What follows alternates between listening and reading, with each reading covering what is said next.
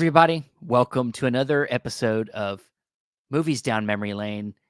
I'm Stephen Billings, and we're continuing our series talking about the great Jim Carrey. We are now in part 3, where we, I think, are talking about I would say, some of the most anticipated of this series, maybe films from him, because, of course, we know all the great comedies he's done, but a lot of what people really have gotten enamored with Jim Carrey by is some of his dramatic work. And of course, along with me to talk about it again, we got Andrew Cabral. What's up, man? Hello, hello. Welcome back. Well, welcome back to you. Welcome back to me. Um, yeah, this is going to be, I guess, the most anticipated part, as you said, but also the most interesting part. I like to think of this as the meat in the Jim Carrey career sandwich, if you will. Mm, It's his meteor roles. It's the ones that we were not expecting at the time in which they came out, and I think they've just only gotten more loved over time. I That think seems so. to be the way I view these more dramatic roles from one I Jim think Carrey. some more than others, but we'll get it. We'll get into Indeed. it. Of course, along with us also is Mr. Dan Skip Allen. What's up, man? Hey, how's it going? Glad to be talking about. We finally got to the dramas of Jim Carrey, which are the ones that really I think people see these films and say, "Wow, this guy's got a different side to him," and that's what makes him such a well-rounded actor. He's got all those zany comedies and those family films.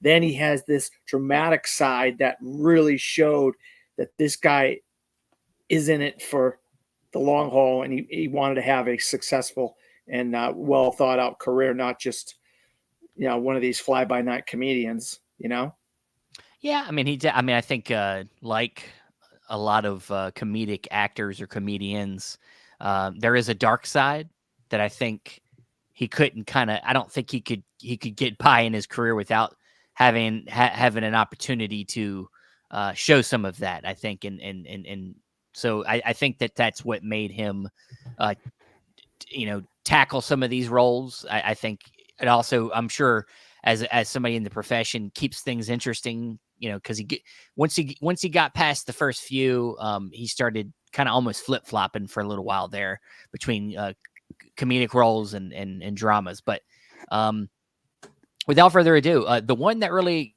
got him off and running, the one, and to me, it might even be his best of these type of roles, and that is 1998's The Truman Show.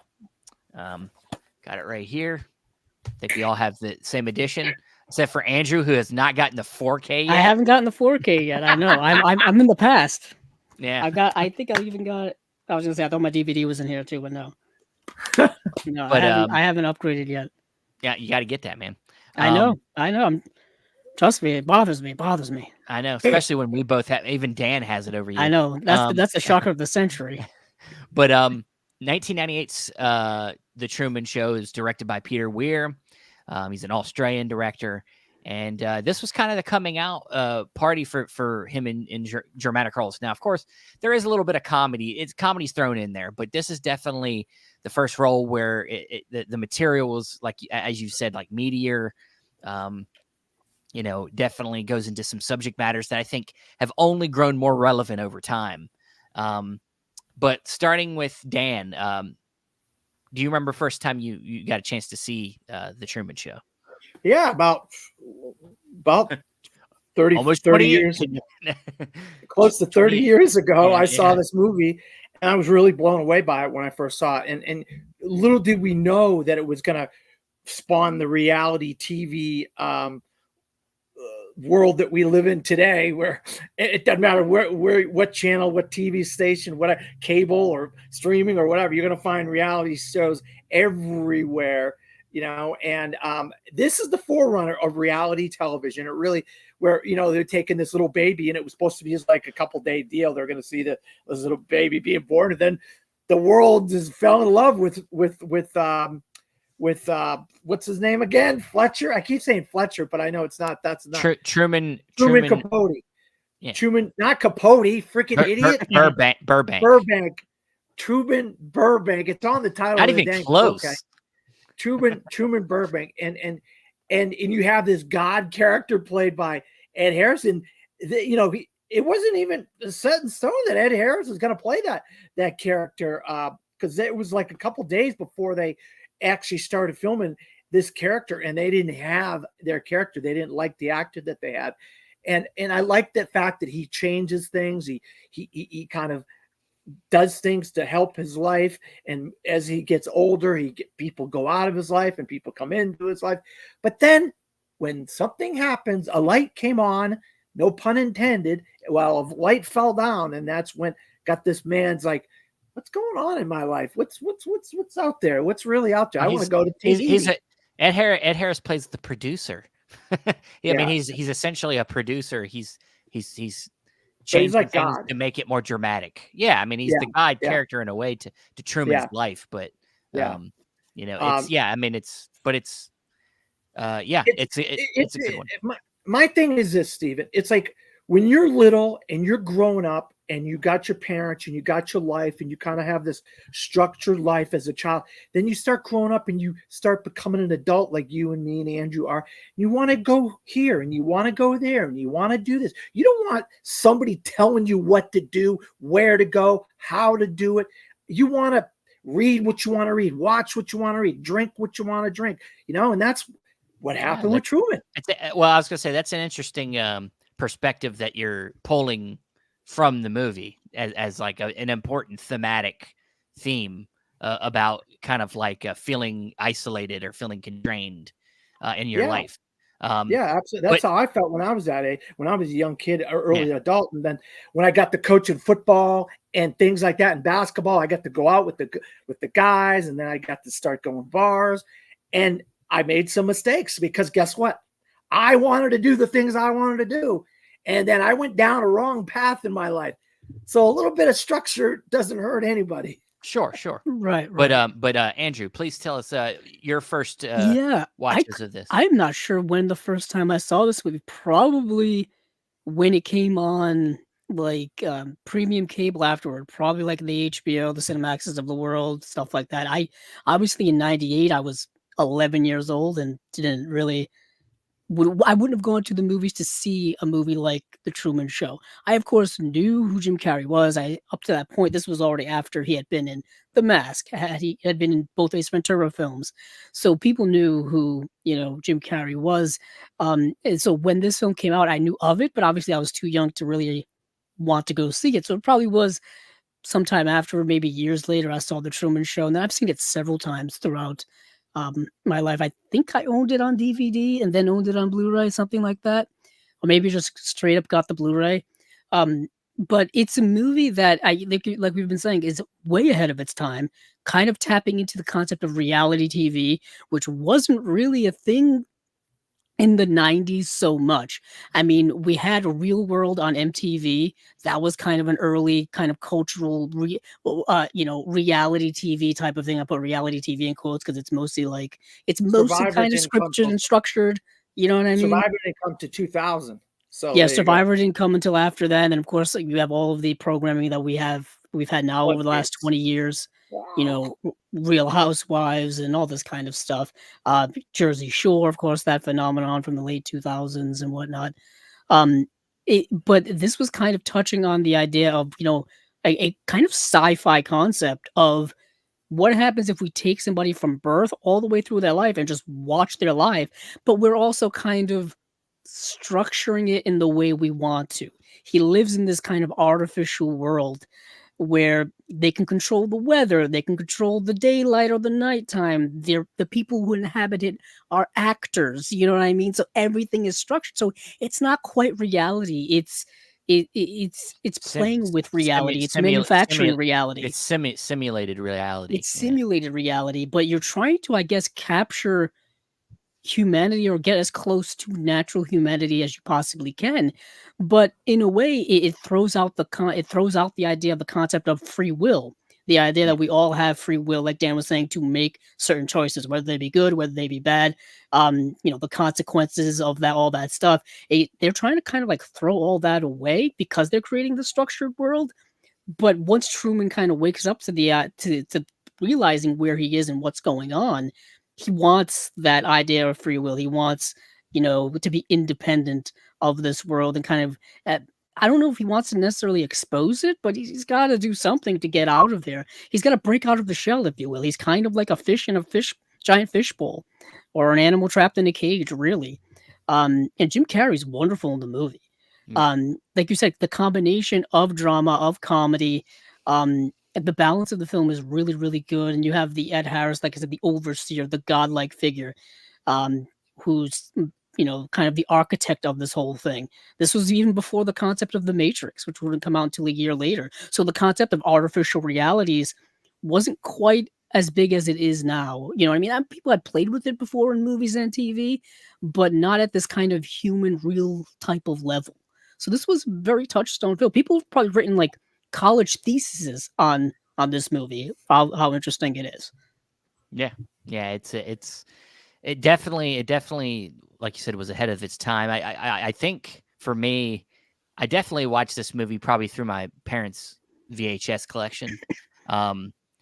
And funny enough that like a lot of movies through especially through the 90s 2000s, there's always like a pairing, and of course they all, like a year later, Ed TV came out. Yeah, I It's thought of that too. yeah, Matthew McConaughey, Ron Howard film, and that one, it's a guy being followed around, more like how we see reality TV played out, more currently, where it's like people living their lives in the real world and like seeing what they're doing and being followed like paparazzi.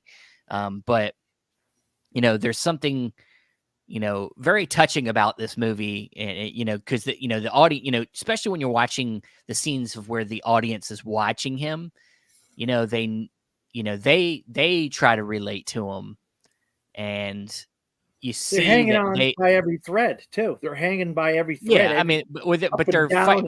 once they are watching and they realize that he knows his reality is not real, they're all rooting for him to make it to the real world. And it almost is one of them things where it's like, I would never want a sequel, but I kind of would like to see what happens to the character after he left. You know what I mean? Because now he's gonna be in the real world. You know, but yeah, it's really a touching movie. It's yeah, a movie about isolation, about wanting to, um, you know, you know, not feel like he's been lied to this whole movie. His whole life is essentially a lie. So it's about wanting to go live life. And it's something I think all of us feel, and I think all of us, have felt at some point in our life. So The Truman Show, definitely, to me, probably one of the best films of Jim Carrey's career in general, I think. Yeah, the Yeah. good supporting cast as well. We already mentioned Ed Oh, yeah. Harris, but Laura Linney is in the film as well. An early role for Laura Linney. Probably the first time I saw her. Noah, Laura Linney, Nora Emmerich is who you're Noah trying to say. Emmerich, who's a good What character Noah actor. Emmerich. Yeah, very good character actor. I mean, that was the Yeah, first you've time I ever probably saw seen him him in in anything. A bunch of stuff since then. Yeah, he's been in a bunch of movies. Like if you look at his IMDb credits, he was in Super 8, he was in the movie Miracle, he was in Beautiful Girls. Um, yeah, Wind Talkers. He's been in a bunch of movies. Kind of looks like Tom Wilson from Back to the Future. He reminds me of that type of. He plays like those types of roles. Um, but yeah, that's just me. So yeah, of course, Peter Weir. Stephen touched on it a little bit earlier.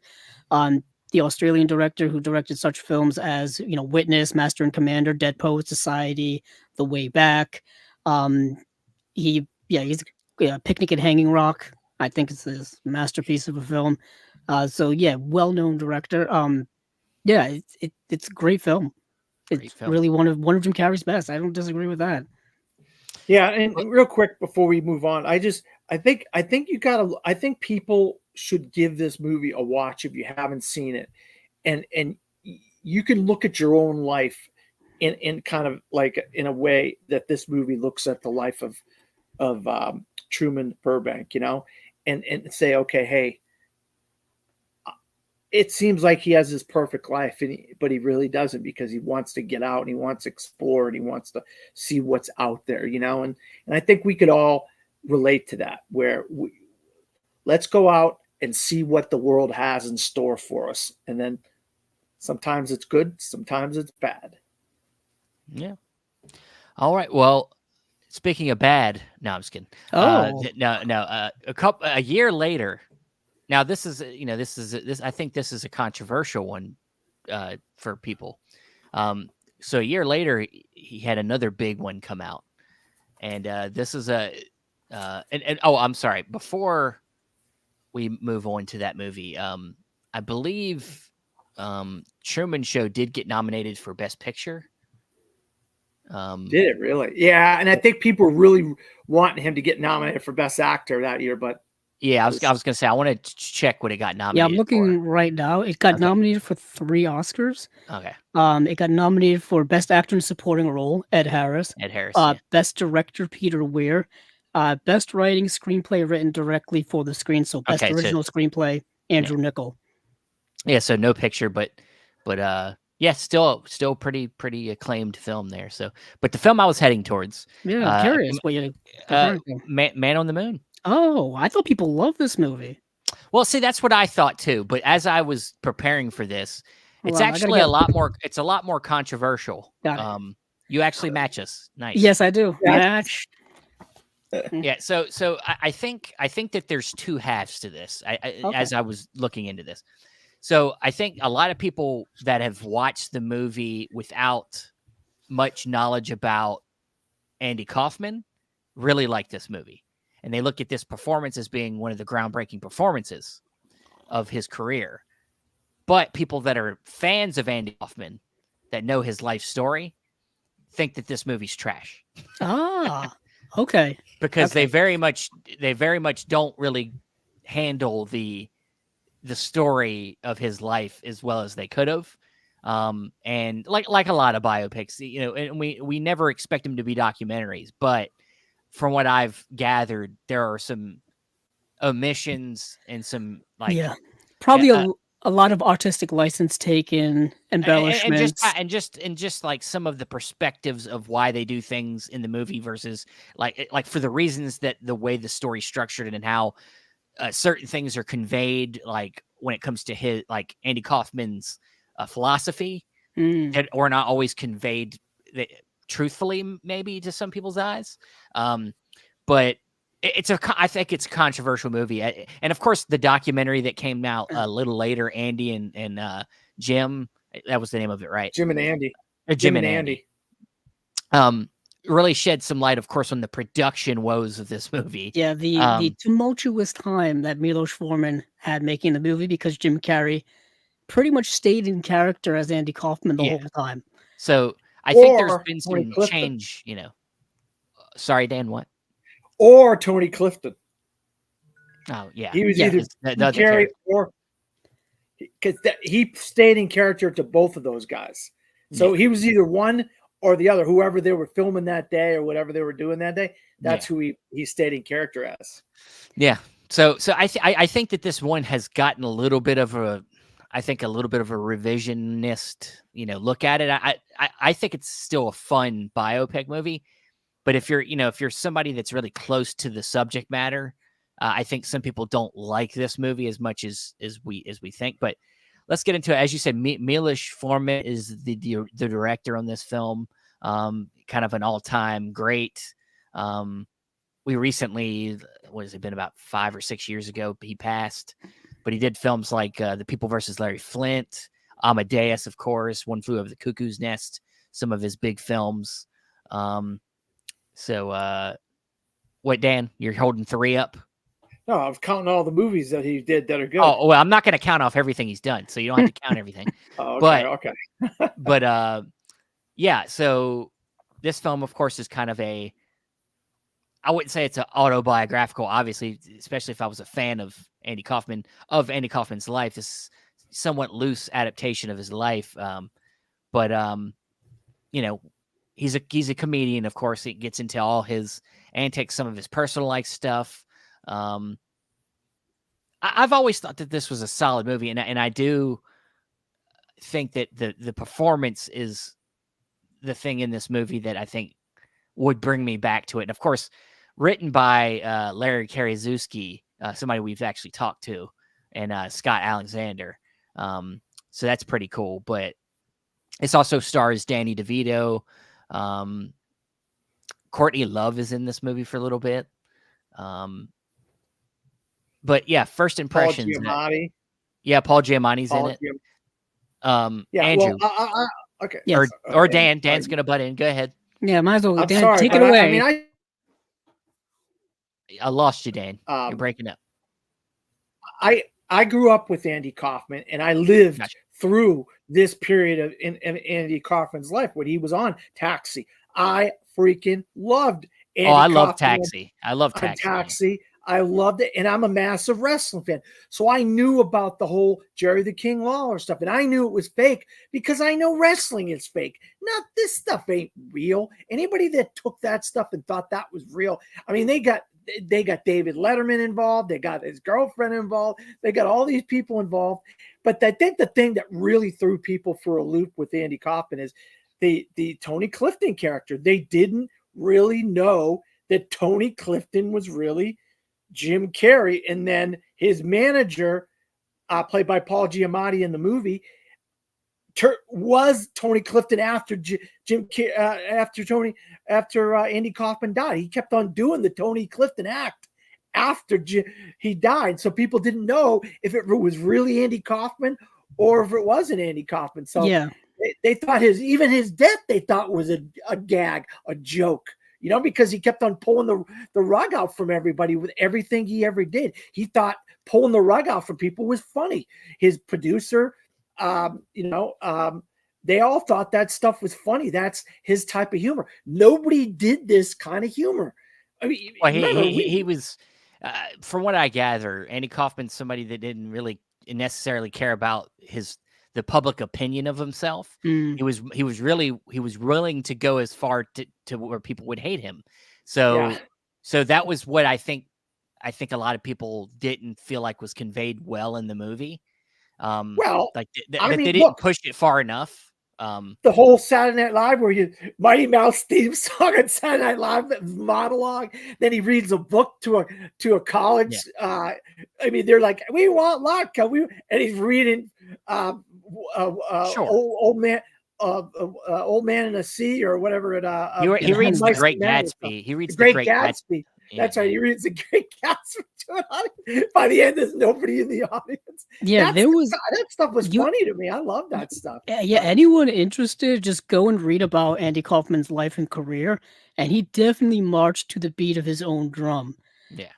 Like Steven said, he didn't care about public perception. He didn't care about entertaining people. He didn't particularly care about, really about any of the traditional things when it comes to stand-up comedy. Like there was some performance where he would just sit there and play a record and just stand there and just have people listen to a record playing. Like he would just do kind of whatever he wanted. And the film touches on those peculiarities and those things and all that kind of stuff and briefly touches on that. What I do like about the movie is the kind of overall the production of it. It is a rather standard biopic, if you will. It goes through those usual beats and things, you know what I mean? Starting out, with small beginnings in one's career, then the growing in popularity. Of course, his popularity definitely peaked and grew when he was on Taxi, has been alluded, which I think Taxi is one of the best sitcoms of all time. I have a couple of the seasons on DVD. They've been available for years, but I used to rewatch that on Nick at Night and TV Land in the 90s all the time. That you want to see a show that had a cast. Taxi was unbelievable. Danny DeVito, Judd Hirsch. You had Tony Danza. Of course, you had Christopher Lloyd was in there as well. What an interesting cast. And they brought back a few of those actors to portray themselves in back then. Like Danny DeVito was in this movie, Man on the Moon, playing himself back then when they would be having like cast readings or shooting the show Taxi and stuff like that.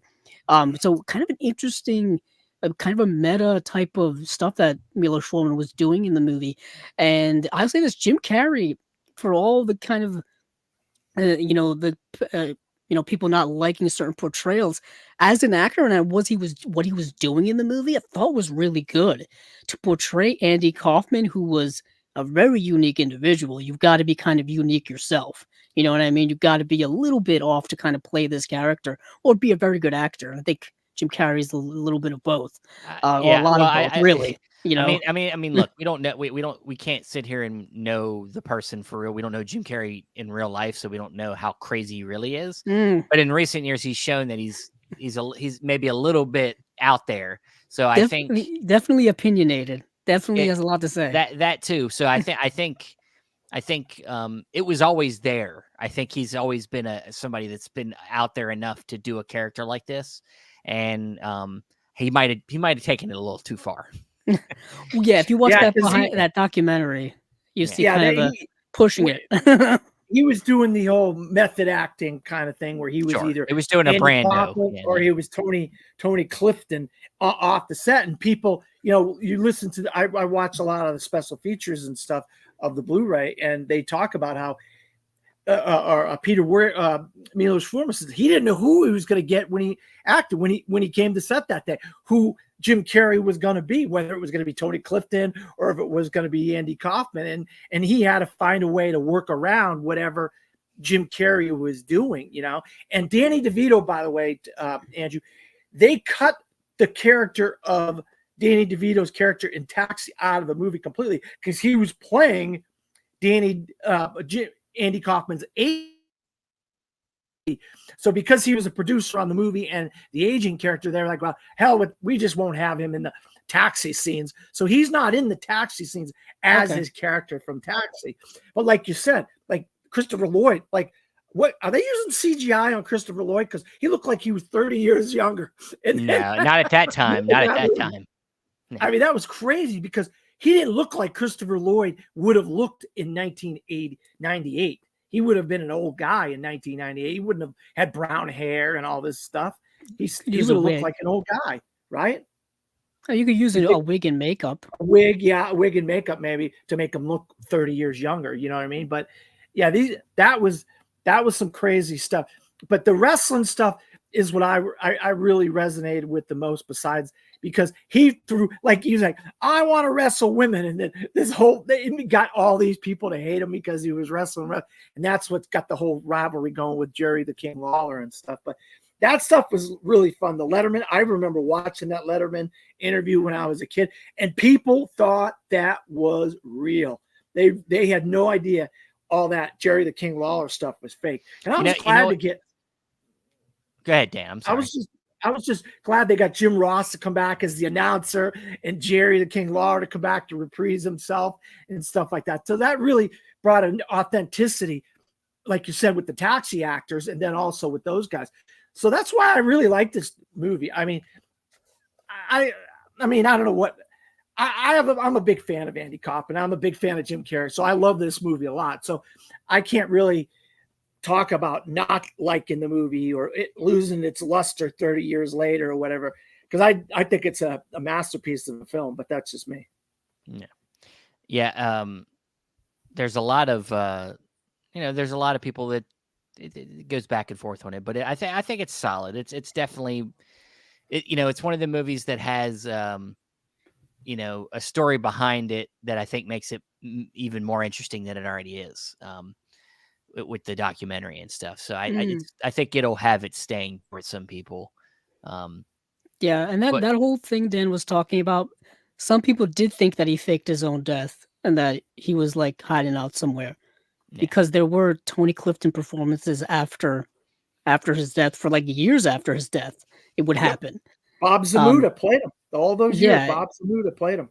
So, and there's a very like homage to that towards the end of the movie. I think the movie, not giving it away, the movie ends relatively celebratory of Andy Kaufman's life, which I think it has a very nice sentimental ending. Yeah. I've always been a fan of the movie. It's a movie that I think, once again, probably something I saw on cable well after it came out. Like this was another movie I probably wouldn't have seen in the theater at the time because I was too young or just uninterested at that ripe old age of. Now, when did it come out, Steven? Wouldn't you say 99? 99. Yeah. So I would have been like 12. I was seeing them. I was watching The Matrix that year. I was watching The Phantom Menace. Year. You know, what a great year for movies, though. 1999. God, we need to do a podcast on 99 movies. No, we're not doing that. It'd take for fucking ever. Yes, it would. That'd be a great podcast. Yeah, Great Dan, you and your lists and your 90. structure. You know, we got to do. It would be like hundreds of. It would be like 100 movies. I ain't gonna do that many movies in a year. Not in a But year. I'm not saying in a year. You're just making an ongoing podcast. I think it would be Jesus. amazing. But We'll do it then. Go for I it. got the book. I got the book. Don't you guys got that book? I Yeah, I gave know you? you bought me a book. You bought it for me. What was I it? know, The right? best movies of '99? No, that's not it. Where is Well, we're not doing that podcast right now. So, but the next movie that pops up in his career that would fit this category is one I think that's a little bit underrated. Mm. Directed by one of the, I think, a really underrated great director, Frank Darabont, and that is the film The Majestic. Came out in 2001, and this is the old one. snapper case? Of course, it's very nostalgic for us as movie fans. It's definitely got a nostalgia for that love of movies. And so in this film, Jim Carrey plays. He starts out. He's like a screenwriter in Hollywood, and then he gets in an accident, washes up on shore in a small town. He's lost his memory, and then he's taken in by the town, and he is then. It's found out that he is the missing son of man in the town. Like, this is during the World War II era, so a lot of people from that town had gone off to war and had never come back, had died in the war. And Jim Carrey washes up on shore in this town, and he looks just like the son of one of these people that had lost their son in the war. So they think it's him, and he becomes like kind of somebody that livens up the town again. And at the same time, the guy that he thinks is his dad owns the movie theater in the town called the Majestic, and so they reopen it, they spruce it up. Town becomes a whole big thing. I don't want to give away the whole story, but to me, this is a nice nostalgic type of almost cinema paradiso type of movie in a way. It's a movie that I think it's getting better with age. I do. Sure. I think. We talked a lot on Chasing Labels with the whole idea of the reappraisal of older films, or movies that have come out, in the past. And I think this movie's ripe for a reappraisal. It's got its issues, I think, a little bit. It's set in 1951. It's set around the whole, the communist Hollywood blacklisting, and the House Un-Americans Committee, all this kind of stuff. And what happens is the Jim Carrey character gets wrapped up in that initially.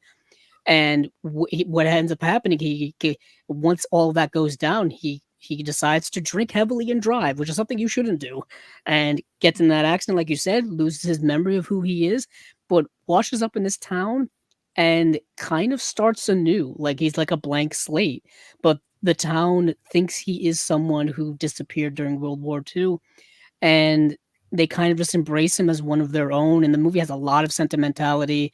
It's a period piece, obviously. When it comes to, I think, why people really didn't like this movie at the time, it is a straight drama. It doesn't have quite the balance that The Truman Show had. It doesn't have a little bit of the comedy that Man on the Moon had. You know what I mean? This is a straight, drama. It's dealing with like romance. It's dealing with family relationships, dealing with the town, having to process grief. It's a straight romance. It's also 2.5 hours long. Well, I was going to say, Frank Darabont, known for long films at the time. Of course, he had already done Shawshank some years before, which was nominated for Best Picture. The Green Mile. Green Mile, long, nominated for Best Picture. Then he would later, after this, do The Mist. Not quite as long, but still, he likes those literary adaptations. They're all literary adaptations. But this also came out in the year of 9/11, of course. Came out in December of 2001. Yeah. For those of you who were around at that time, it was a much different vibe. The way the country was, the way people were at the time. Priorities were not going to the movie theater. Yeah, not only that, but I don't think people wanted to see things that are heavy. You know what I mean? Like heavily dramatic, weighty films. This is a weighty film. There's a lot going on in this movie, and it is dealing with death and loss and processing that. And when the country just had that, that earth-shattering incident that occurred in 9/11, they don't want to be thinking about those things at that time. It is very much, I think, also came out in December because it was trying to be an Oscar film, and there's Trying, yeah. moments in it that I think are trying to do that. Specifically, I think um, the Martin Landau character, I thought he was amazing in the He was movie. To great be in the movie. honest, Yeah, yeah, he's the father character who believes Jim Carrey is his son, and he wholeheartedly believes it because he wants it so badly to be true. yeah, Even though we know as audience members that it's not true. Like we know who yeah. this guy is. It has that bittersweetness of like we know that he's not this guy that everybody wants him to be. But it's like, oh, just go along with it. Just because these people are kind of live like a hopeless life. Give them that hope back. Yeah. You Well, know what I mean? let's get some thoughts from Dan. Dan, what do you think about the Majestic? Yeah, I saw this when it came out in theaters. I did, and I really liked this movie quite a bit. But as the years have gone by, I find myself I haven't really revisited this much. And I have talked to you about it, Stephen, because I know this is one of those ones that you really like. And it's just like I don't know what it was. Like I talked to you earlier today, and I said, hey, I watched 3 of his movies. One of the ones I didn't watch was I wanted to watch The Majestic, but I didn't prioritize. Did we lose him? I should watch. I should have watched more. I should have watched it more, and I might say, what the hell? I got nothing going on tonight. I might throw it in the old Blu-ray player tonight and watch it just because we're talking about it now. But Jim Carrey, this just shows you these are the kind of roles that I really like when Jim Carrey tackles these kind of roles. But it's got a really good soft side to it, and it's got a really like you can't help but not like this movie when you see it. It's not a very bad movie at all. It's actually it's a really good movie. And like you said, as movie fans, the fact that they're renovating an old movie theater, that you can that's a great thing, because we all have those little old movie theaters in our neighborhood or within a drive of where we live, and you're like, how long are these going to last? And a lot of places they haven't lasted. I have one in my town, but they turned it into a playhouse where now they do plays there. It's called the Athens Theater, and it used to be a movie theater like the Majestic, but now they just do plays every 3 or 4 months there, and that's what it's become. But they've done nice renovations to it. They put a parking lot around it, and it's right downtown in the town that I live, and you could like a cobblestone street that goes right to it and everything. It's nice, but it doesn't play movies. So I have to go about an hour away to see a little artsy fartsy indie movie theater called the Enzion, which I just did the Florida Film Festival there. So I love that aspect of renovation of an old movie theater. That's something I can get behind. Yeah, I think that the one thing I really liked about watching it again, what I take from it is that at the beginning of the film, which is pretty fun, there's like some big time directors that play. Like it starts out on Jim Carrey, and he's like in a pitch meeting, and it's like different voices from different producers that are in the pitch meeting. And I know Rob Reiner is one of them. Like a couple different famous directors are the voices of the producers, but it's all talking about how he's got this idea for Jim Carrey's character's got an idea for a movie, and then they keep talking about how they're going to change it and make it very predictable and and formulaic, and you can just see it on his face how he's like just getting drained of the artificiality of what's being done to in movies. So I think that what happens to him in this film, where he gets brought into he kind of, like you said, Andrew, a clean slate, he's living this other life, and then when he finally kind of like pops back to he remembers everything, and then he's also lived through this new experience. He's like actually lived a life a little bit, like he's lived through somebody else's in somebody else's shoes. He's seen some hard things in the short time he's been in this town, and now it's like he has some substance to him. That Yeah. you know, That's the whole predictable part of it all, where you can yeah, kind of see like that's where the movie's going. yeah, The movie does have some kind of great callbacks of references to classic Hollywood and old Hollywood stuff. So if you're into that, you'll kind of get it. Early on in the movie, he goes to a movie premiere, Yeah. And there's movie posters on the wall, and the first one it's the African Queen. Yeah. You know what I mean? And it's like, and then it has the whole concept of the A picture and the B picture. Well, he's not quite in his career where he can write for the A picture, so he writes the B picture, which is like this kind of fun adventure pirate film, Yeah. which stars Bruce Campbell. Bruce Campbell. Yeah. Yeah. And Bruce Campbell's in it. And it's like, yeah, he's like, he's pretty much like working his way through Hollywood, and you see like certain shots on the set early on. That's a lot of fun, but the heart of the movie is when he goes to that town. That takes up the bulk of the runtime. That's like an hour and a half of this, 2.5 hour movie.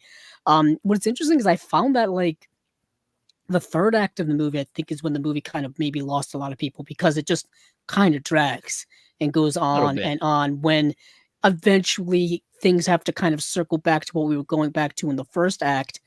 It kind of drags on and on.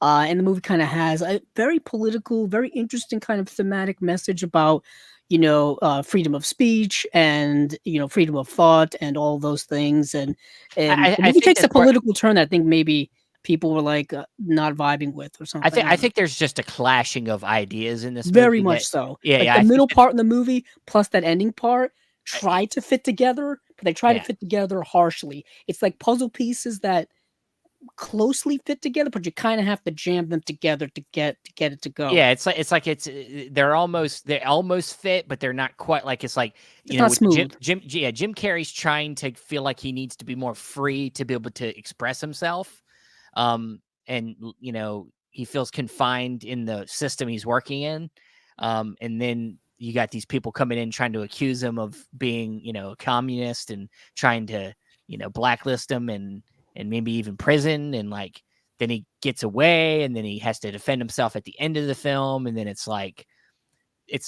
but then mixed with the things that are going on in the town and what he learns there, it doesn't all fit together perfectly, but it for some reason I just still find the movie really endearing. So and it feels like a movie that's is of its time. It's very specific. Like there's not many movies about that time period in Hollywood. There's a few, there's like the one that Bryan Cranston did about Trumbo. Trumbo. It's an interesting time that I wish would get explored a little more. But that's The Majestic. I think it is a little underrated, worth revisiting if you haven't seen it, or watching if you haven't seen it, and revisiting if it's been a while. Like Dan, who didn't get around to it apparently.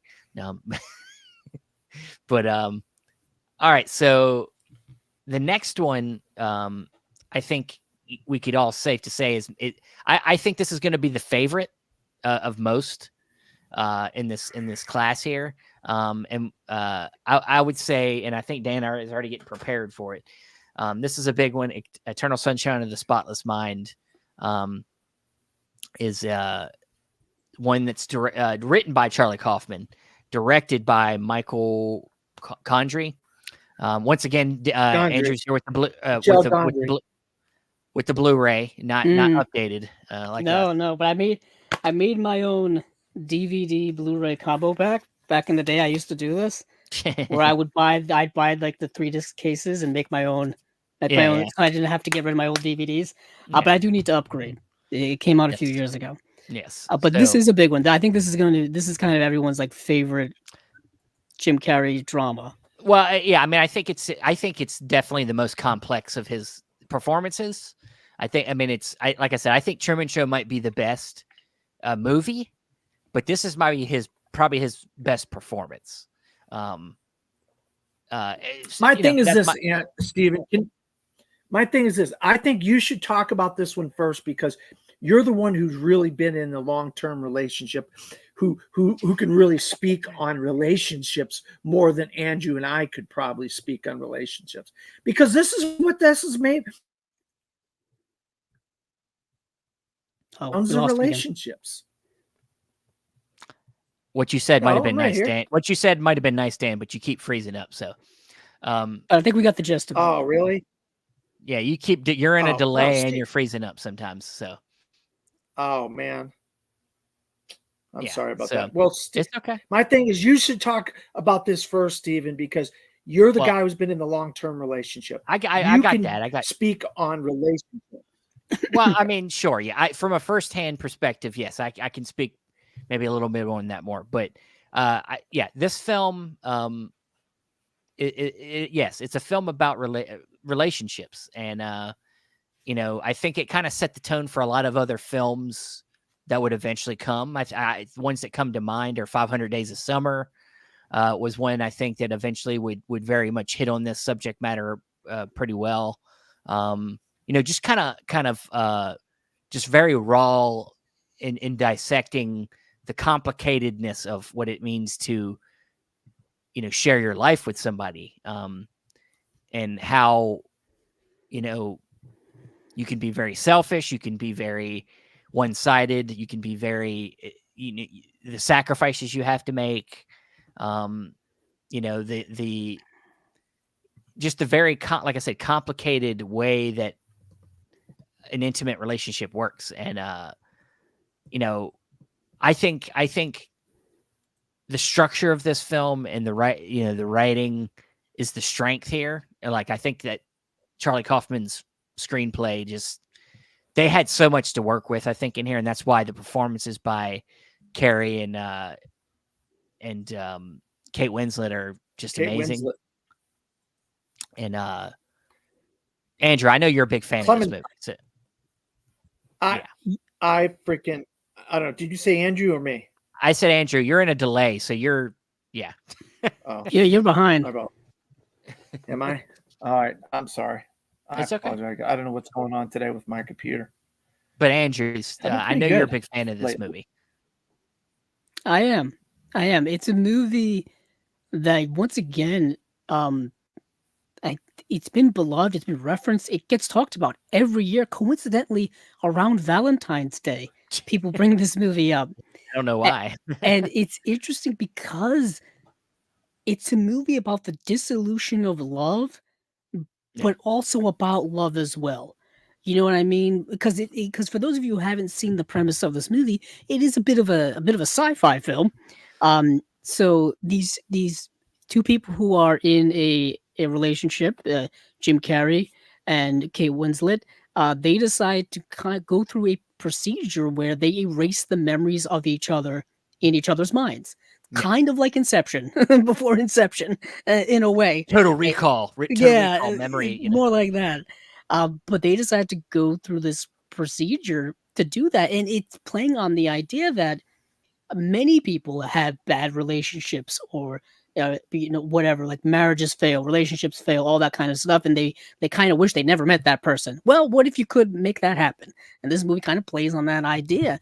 But what we see is this artistic expression of these two people going through the memories of each other's of each other's lives, and particular relationship between them two, and the intertwining of that. And in a way, they come to this realization through all of this that they don't want to lose these memories. You know what I mean? That that we come to the kind of very human idea that memories are kind of what make us who we are. You know what I mean? Memories are building blocks of our lives. You know what I mean? Getting rid of them would kind of hinder that. And the movie's told so brilliantly artistic. You know what I mean? Yeah, and in a way, I mean, it's kind of, for Jim Carrey, it's a nice bridge from what he did in Truman Show. A movie about a man who's kind of been life has been taken out of his hands. He hasn't been able to live a real life. But in this film, it is about real life thing where two people are trying to forget about them things, but they don't realize how valuable they are. Yeah, they don't realize that all of that is important. You know what I mean? And then it's so heartbreaking. The movie's so heartbreaking because you're seeing the disappearance of these memories. You're seeing, when you go from moment to moment, and it's all kind of breaking down, if you will. And the way Michel Gondry is able to utilize those surreal artistic moments makes it very visceral and very just emotional in many ways. Specifically, there's all kinds of visual things that he does when it comes to Kate Winslet's hairstyle that changes, and just the visual world that he's able to create. And he was doing this, in the early 2000s. This isn't like modern day CGI that we have now, but it works very well. He's a very visual filmmaker. For those of you who don't know Michel Gondry's work, he does a lot of like music video stuff. Of course, that's all visuals, really, if you think about it. He used to shoot like skateboard videos in the 90s as well. But he's done a lot of stuff when it comes to visuals over the years. Yeah, it's a beautiful, tragic movie. I remember the supporting cast being very good as well. You have Tom Wilkinson, the late great Tom Wilkinson. Elijah Wood is in the film. Mark Ruffalo's in the film. Kirsten Dunst is in the film. Um, I believe Tom Wilkinson's like the doctor who like developed this whole method of erasing one's mind. Yeah. I think Elijah Wood and Kirsten Dunst are the two people that like go to your home and hook you up and run the machines. But then they also like party in your house while they wait until your mind gets erased. It's like they kind of ransack your house. But it's a very interesting, thought-provoking movie. Yet again, another one like The Truman Show where you can write just academic papers on this film. And it's very much peak. I would say peak Jim Carrey's dramatic work. Like he's really going full nines in this movie. It's interesting where it's situated in his work as well, because it would be, I think after this he would maybe go back, Steven, to doing more comedy. I'm not sure. Well, he does. He like I said, he did a lot of flip flopping. It would be after this he would do a series of unfortunate events. So he would go which I love, this, which we both have talked about. We like, but it's a children's YA novel type of thing. It's not on this level of dramatic seriousness. Yeah. But let's get some Dan's thoughts on this film. Yeah, I'll tell you. I mean, I love. I mean, not having been in a relationship too much like this, I really loved how these guys wanted to hold on to those memories and that relationship. I think it really is one of the best portrayed relationships I've seen in movies, even though it's got that sci-fi twist to it where they're erasing their memories and stuff. The other thing is the production value. I mean, like that was like a full-size sink. It's like a massive, massive, massive sink. And he's in there, she's bathing him as a baby and stuff. And the table's this gigantic table while he's short and he's like reaching up trying to get to the fridge. All these props are twice as big as he is to make it look like he's a little baby. And then the bed on the ice and then the bed on the beach and all that. And then you like the car scene where he's in the back of the car looking at himself and Clementine argue, and then and you look through the window, they're in the bedroom arguing or talking in the bedroom, and it's all about the editing and review, getting rid of the memories and stuff. I think it's some of the best editing. I mean, when you have crap ass editing like Bohemian Rhapsody and that wins an Oscar, and this is some incredible editing. I don't know if this has ever won an Oscar for editing or whatever, but it deserved it. I think is incredible. And this really you started seeing the Kate Winslet go from being the corset queen where she's in all these period pieces like Pride and Prejudice, and then she started getting these kind of roles, and then Oscar nomination, 6 years in a row or something like that. She was nominated for an Oscar, Kate Winslet, or something like that, or some fact involving 6 before she finally won for The Reader. But Jim Carrey, I think I love him in The Truman Show and I love him in Man on the Moon, but I really do believe this is the tippy top of Jim Carrey's filmography. I think he does the best work of his career in this role where he really can be a straight man instead of a comedic role. And that scene where he's like, I don't want all my memories to go. I don't want to go. That just breaks me up every time I listen. I watch it.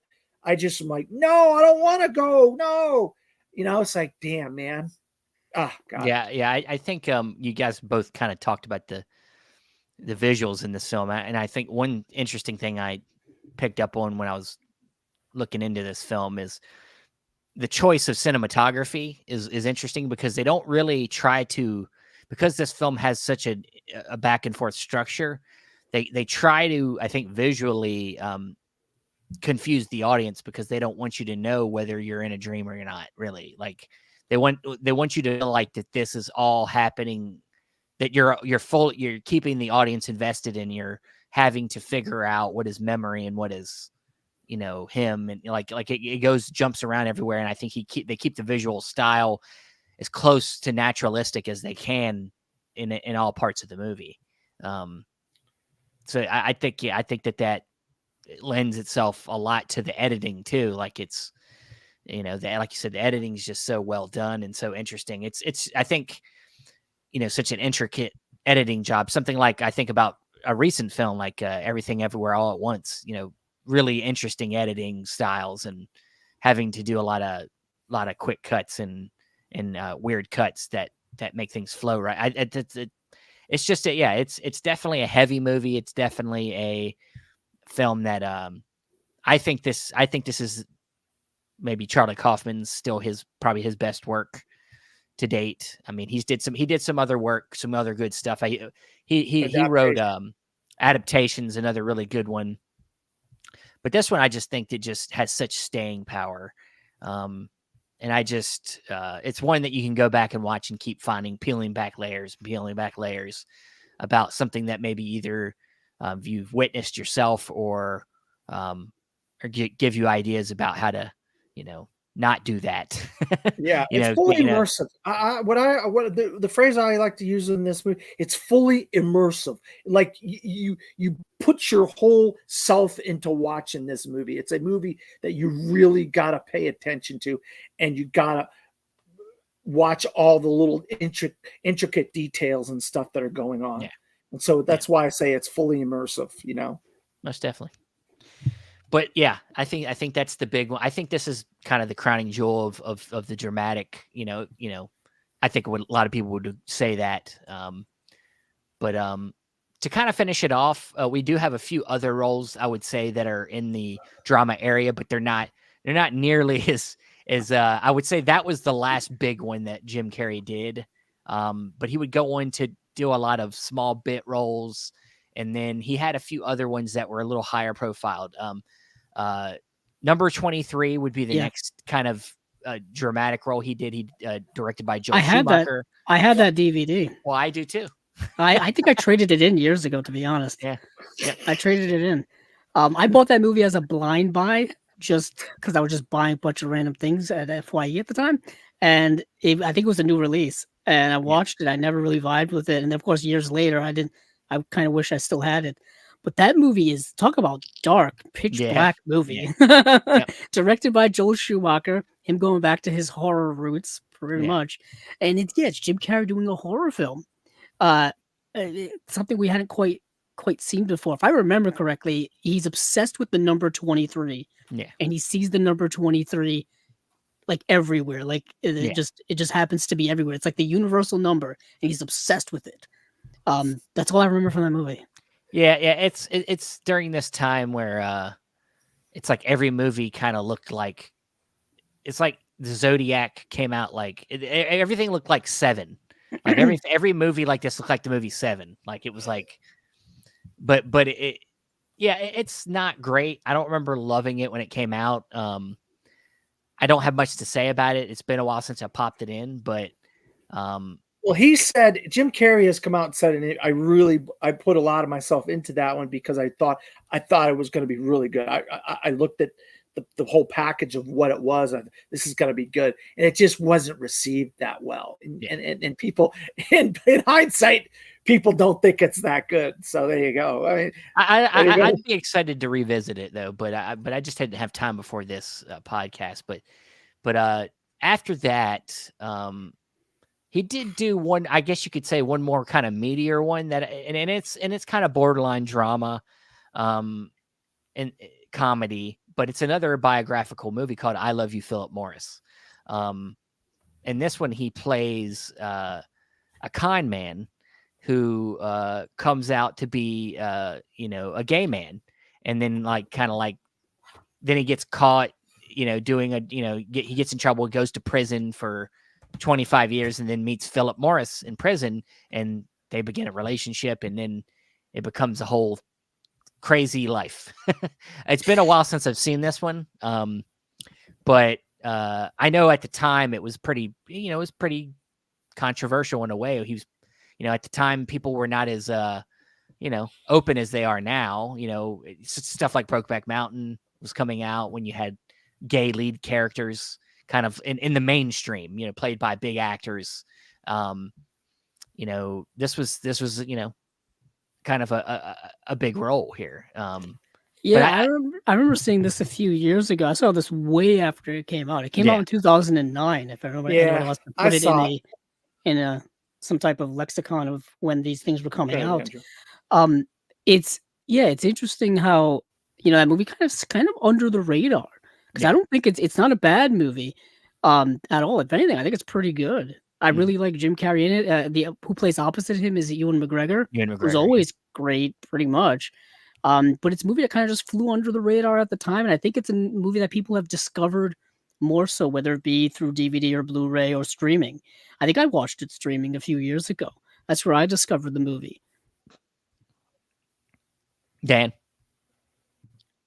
Yeah, I saw it in theaters, and I'll tell you, I was like, that's a head scratcher for me watching. I was like, what the heck is this? But you're right, it is before its time. Gay relationships on the big screen Well, I mean, wasn't a major thing. It's not the first. Obviously, it's tons of films with gay characters in it, but like to have these two big actors playing gay characters in a role very simple. Like I said, Brokeback Mountain had come out. What year did that come out? 2007? 04. Brokeback was 04. Yeah. 04 or 05. Yeah, just to have such a high-profile movie with two big actors in it playing gay characters is a big deal, I think. It got critical before it usually would stay in the indie realm. You feel like that subject matter would get covered more in indie films. Because it's like John Waters or something, some type of something. It is. John Waters would do those type I of always things. thought it was That's kind of more an indie film. But this actually was like a Warner Brothers or so, like a big company put this out, and it actually got really good critical acclaim. I just don't think it caught on with the public like they thought it was going to. Yeah, I'm looking at some of the kind of awards that it was kind of going around. Obviously, it got nominated for a GLAAD award. The Writers Guild of America get a Best Adapted Screenplay. So it was recognized there, and a bunch of other kind of film festivals. I remember it being around the film festival circuit. That's where I remember it getting a lot of positive buzz at the time. Yeah. But it didn't do it for me. It just wasn't my cup of tea. I'll be honest with you. Yeah. But other than that, Jim Carrey has gone on to do various bit roles. He's really not starred in many other things of good note. The only other thing and I haven't seen it yet, he did do a TV series called Kidding that is on Showtime, which you can't find it. Like I can't watch it. So, but I know that he was pretty highly. Yeah, I heard it was pretty. It was pretty good. And that's kind of the biggest thing he's done dramatically in the last several years. So, and now he's not. Now he's only. Yeah, he does a lot of painting, and he's doing hedgehog movies. So, transcendental medicine. He's into transcendental medicine and painting and kind of taking it easy. Did you hear about the movie he did back in 2016 called Dark Crimes? I was trying to skip that one, but okay. I'm just saying it is a dramatic movie. You want to talk about a Seven-esque or Zodiac type of movie or whatever. Yeah. It's literally kind of that. It's a murder investigation movie. Yeah. The Bad Batch is another one that he was like this freaking drifter. But he's barely in it. Well, he had a small he's on the screen. It's like what are you doing, Jim Carrey? What are you doing, man? He's so much better than some of these things, But I didn't mind the Bad Batch, to be honest. It's a weird movie. You got to be into weird movies that deal with cannibalism. You kind of got to be on that level to understand that movie. Keanu Reeves, Jason Momoa's in that. Keanu Reeves, it's surprising cast. A surprising cast. Yeah, but that kind of wraps about it up. Right, Stephen? And we kind of hit the tip. I mean, what a great Yeah. career, though. I mean, be honest.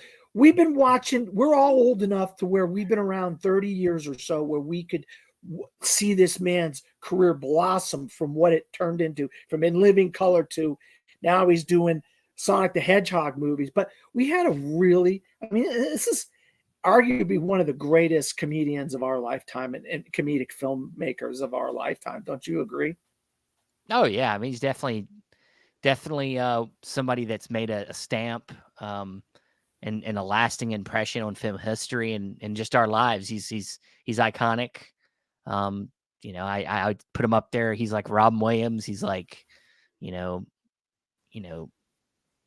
I mean, it just in general, just as an actor, is an iconic actor of our time. So, yeah, that is wrapping up all three parts to our Jim Carrey series on Movies Down Memory Lane. I want to thank you guys, Andrew, Dan. Thanks for talking Jim Carrey with me. And of course, we will bring the series back for another installment. I think we're going to go filmmaker this time. We haven't really discussed it too much yet. The one I've brought up to Dan, I haven't brought it up to Andrew yet, but I know he's going to be on board with it, is Richard Linklater.